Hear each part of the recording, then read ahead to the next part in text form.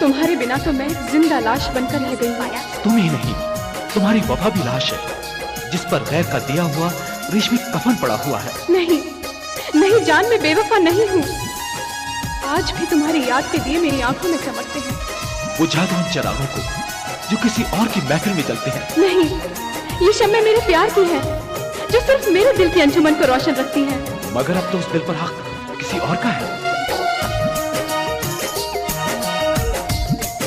आजू के रात में भैया के बारात में, आजू के रात में भैया के बारात में लभर हम भागल दूसरा के साथ में, लभर हम भागल दूसरा के साथ में।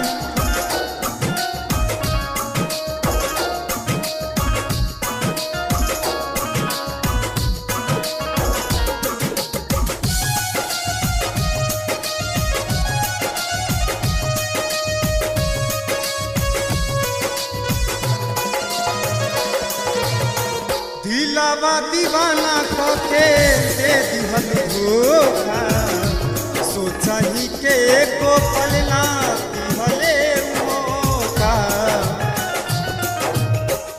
दिलावा दीवाना के दे दिहल धोखा, सोचा ही के एको पलना दिहले मौका।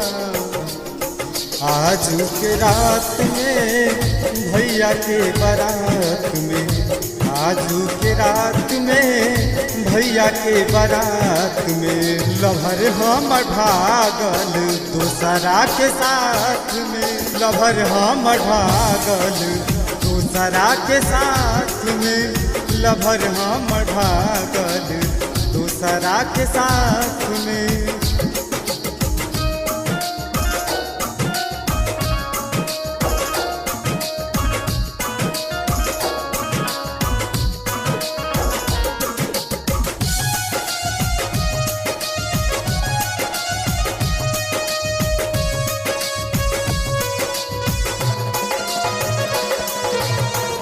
हमारा से करती रहे रानी हो वादा, अमृत के छोड़ के तू कहाँ गई राधा। हमारा से करती रहे रानी हो वादा, ज्योतिष के छोड़ के तू कहाँ गई राधा।